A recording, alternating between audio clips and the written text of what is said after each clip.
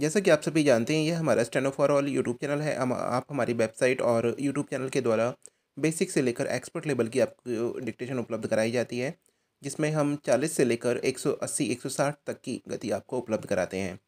जो भी parliamentary reporter की तैयारी वाले छात्र हैं, उनके लिए यह हमारा डिक्टेशन है।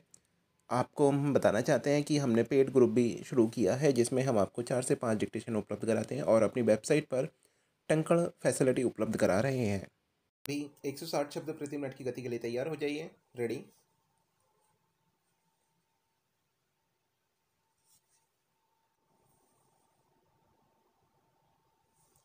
हमें एक प्राचीन संस्कृति विरासत में मिली है, जिसने हमें अपने लंबे इतिहास की अवधि को जीवित रखा है और हमें असंख्य दुख और मुसीबतें झेलने के लिए बल प्रदान किया है। इस संस्कृति के बहुत से आदर्श और गुण अनंत महत्व के हैं, लेकिन उन्हें आज के जीवन के लिए सार्थक बनाने के लिए हमें उनको बदलते रहना चाहिए।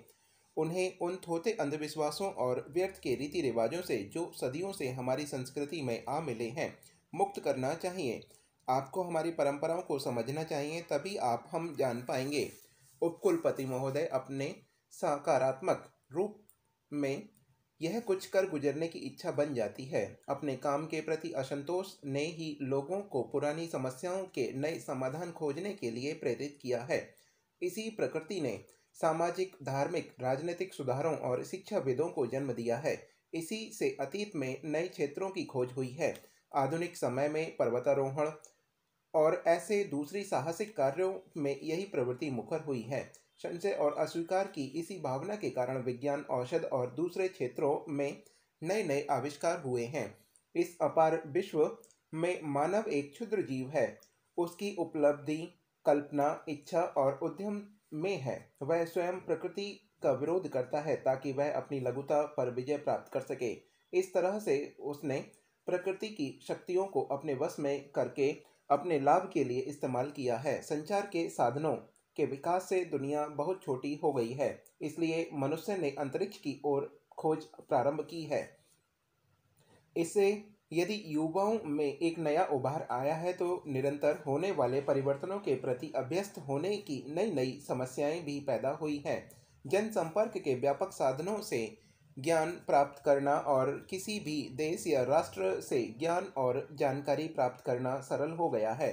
इससे दुनिया में कहीं भी कुछ भी होता है, उसका प्रभाव हर देश के नवयुवकों पर भी पड़ता है। युवा लोग जीवन में निश्चिंतता और सीधे सीधे समाधान चाहते हैं। बुजुर्ग समझौते के पक्ष में है।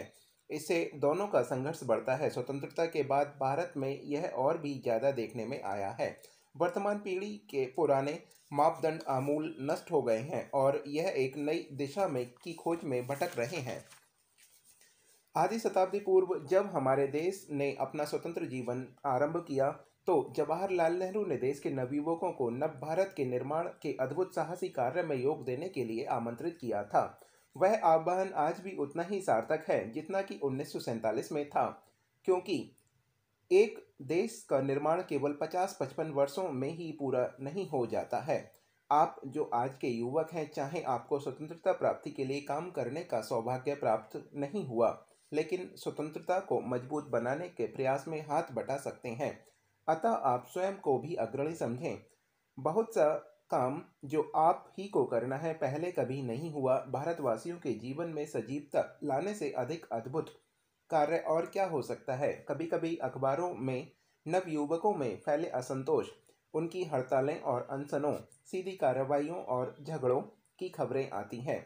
एक हद तक यह असंतोष नवयुवकों की गतिशीलता का द्योतक है। उस सीमा तक मैं इस भावना का स्वागत करती हूँ, लेकिन कभी कभी ऐसा प्रतीत होने लगता है कि हमारे युवा लोग सत्ता के अस्तित्व तक के विरोधी हैं।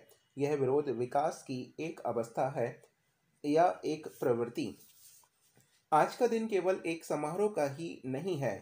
आज इन युवा स्नातकों के जीवन ने नया मोड़ लिया है। आज से आप नई जिम्मेदारियां संभालने जा रहे हैं।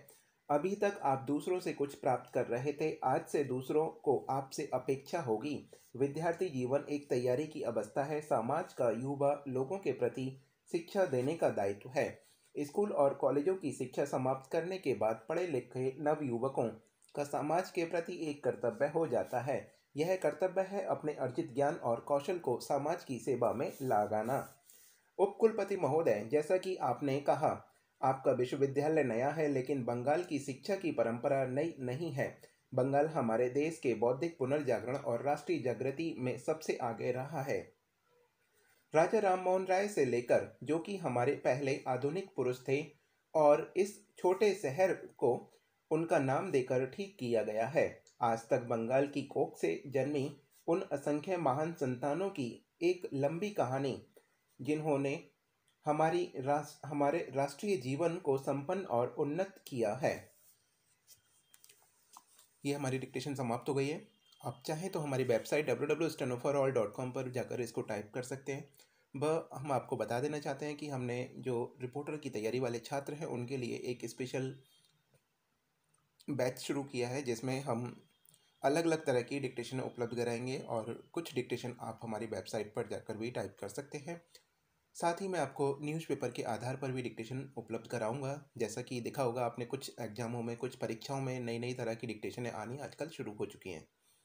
तो आप कतई ये ना समझें कि जैसे पहले 4 साल 5 साल पहले डिक्टेशनें आया करती थी उस तरह से डिक्टेशन आती हैं। अगर किसी ने बिहार विधानसभा का एग्जाम दिया होगा तो शायद मैं समझ सकता हूँ कि उसको पता होगा किस तरह की डिक्टेशन आई थी।